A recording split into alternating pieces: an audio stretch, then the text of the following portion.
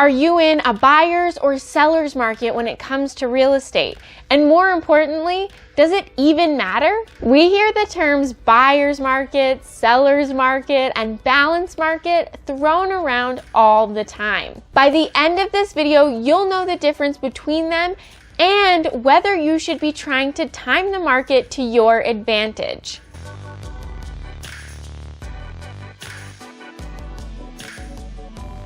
If this is your first time here, welcome. I'm Lindsay, a proud Anthem resident and your local realtor with the Wise Move AZ team at Realty One Group. On this channel, we have a lot of fun talking about all things Anthem and real estate, and we would love to have you along for the ride. So hit that subscribe button and the little bell icon to be notified when our new videos are released every single Thursday. All right, first things first, what are the different types of markets? There are three main categories. You can be in a buyer's market, a seller's market, or a balanced market. These titles are used to describe the relationship between supply and demand in the market.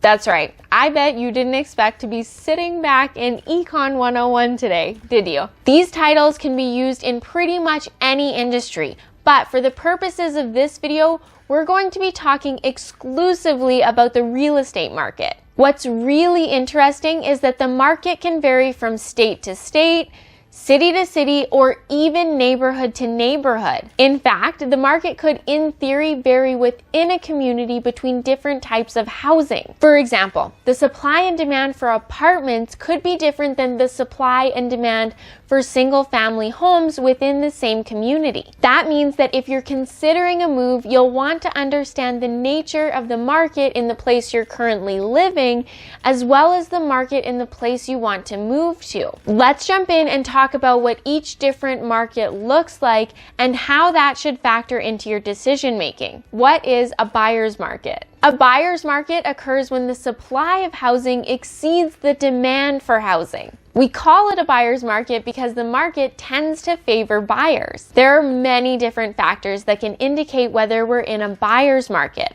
but one that we like to consider is month's supply of inventory, or MSI. Month's supply of inventory refers to the number of months it would take for the current inventory of homes on the market to sell given the current sales pace. The inventory typically refers to the number of homes actively for sale in a particular market. For example, if City A currently has 1,000 homes on the market and they've been selling an average of 125 homes per month, we would say the market has roughly an 8-month supply of inventory. Okay, I know it's not exactly fascinating stuff and you're probably thinking, get to the point. The reason I bring this up is because we typically consider anything above a 6-month supply of inventory to be an indicator of a buyer's market. Some other indicators of a buyer's market would include a downward trend on home prices. Buyers may be able to get more home for their money. An increase in the average number of days on market. Sellers may wait longer to receive their first offer or an offer they're willing to accept. Sellers offering concessions to buyers in the form of money or other incentives, like including items of personal property.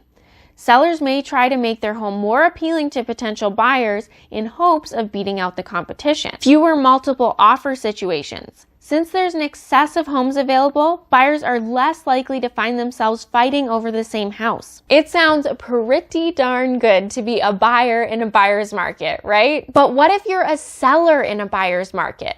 We'll be covering our best tips for buying and selling in buyers and sellers markets over our next 2 videos. So make sure you subscribe to our channel and hit the bell icon so that you're notified when those new videos are released. What is a seller's market? It's basically the opposite of a buyer's market. A seller's market occurs when the demand for housing exceeds the supply of housing. It may feel like there just aren't enough homes to go around or that there's nothing to choose from. We call it a seller's market because the market tends to favor sellers. There are many different factors that can indicate if we're in a seller's market. And again, we're going to look at month's supply of inventory. Typically, if there's less than a 4-month supply of inventory, it's a good indicator that we're in a seller's market. Some other indicators of a seller's market would include an upward trend in home prices. buyers may have to pay more just to beat out the competition. A decrease in the average number of days on market. Homes sell quickly because supply is so limited. When a buyer sees a home they like, or even a home they can live with, they may be forced to act quickly. Buyers offering above asking price or sweetening the pot in other ways. Buyers will be more inclined to bend to sellers' demands. You may see buyers waiving contingencies, asking for fewer repairs, and scheduling closings around the seller's desired timelines. More multiple offer situations. Since there's a shortage of homes available, you may find buyers fighting over the same homes. For the most part, life is good if you're a seller in a seller's market. It's kind of like having the last piece of cake that all your siblings want when you're a kid. You're not quite sure what they're going to offer for it. Will you get your chores done for a week? Your bag carried to school? Who knows? But they'll probably bid each other up and it's going to be good. But what if you're a buyer in a seller's market? As I mentioned, we'll be sharing our best tips to navigate the market in our next 2 videos. What is a balanced market? This feels like a bit of an enigma, but if you guess somewhere between a buyer's market and a seller's market, you would be correct. It's this magical time when supply and demand match each other and all the buyers and all the sellers in the land sit in a circle, hold hands, and sing songs. Yeah, right. But it is certainly less frantic for buyers, and sellers still have a great chance of selling their home in a reasonable amount of time for a good price. It's a good time. A 4 to 6 month supply of inventory would be a good indicator of a balanced market, as would stable prices. If you're not sure what type of market you're currently in, don't worry. That's your real estate agent's job. Talk to them about the current market and if they foresee any drastic changes. Does it really matter? Now for the $1 million question. Of course, we'd all love to be buyers in a buyer's market and sellers in a seller's market, but that's just not realistic. My short answer is that it only matters if you're in a position to time the market. For example, if you're an investor looking to pick up another rental property, it may make sense to wait for a buyer's market. Alternatively, if you've been thinking about selling your vacation home, you may want to wait for a seller's market so that you can fetch top dollar for it. Personally, I don't think it's reasonable or wise for the average consumer to try and time the real estate market. If it were that easy, we'd all be rich and I'd probably be recording this video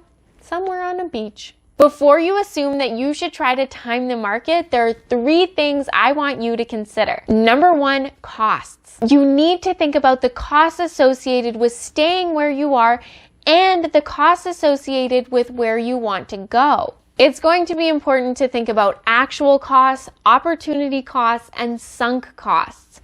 That's right, you really have to dig back to those economics classes you took in college. You need to think about everything: home prices, utilities, taxes, moving costs, mortgage rates, and how they're expected to change over time. I don't know about you, but I don't have a crystal ball, and these are all very hard things to predict. Number 2, the unpredictability of the market. Speaking of things that are hard to predict, how do you know that a buyer's or seller's market will show up when you want it to? How long are you willing to wait? Will it be worth the wait? Number 3, what if your plan backfires? What if you're waiting for a buyer's market because you want the prices to soften? What if it doesn't come for a year, 2 years? What about 10 years? Are you still willing to wait?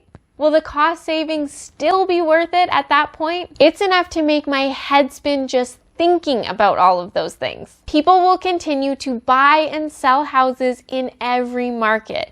You need to do what makes the most sense for your family when it makes the most sense. Don't put off your dreams or moving on to the next adventure because you're trying to time the market. So there you have it. What do you think?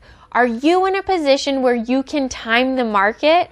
If you're like most people, you're not. and that's okay. I bought my first home in a seller's market, and it was still a great investment. If you want to learn how to make the most of each different market, then tune into our channel over the next 2 Thursdays. We'll be dishing out tangible things you can do to make the most of a buyer's or seller's market, no matter what move you need to make. If you found this video helpful, let me know by hitting that like button, subscribing to our channel, and sharing this video with your friends. If you want to make sure that you're truly prepared for your move, then you're going to want to click up top to watch this video where we highlight different real estate frauds that you need to watch out for, or this video on the bottom where we break down the difference between fixtures and personal property and why it's so important. Enjoy those, and I'll see you next Thursday.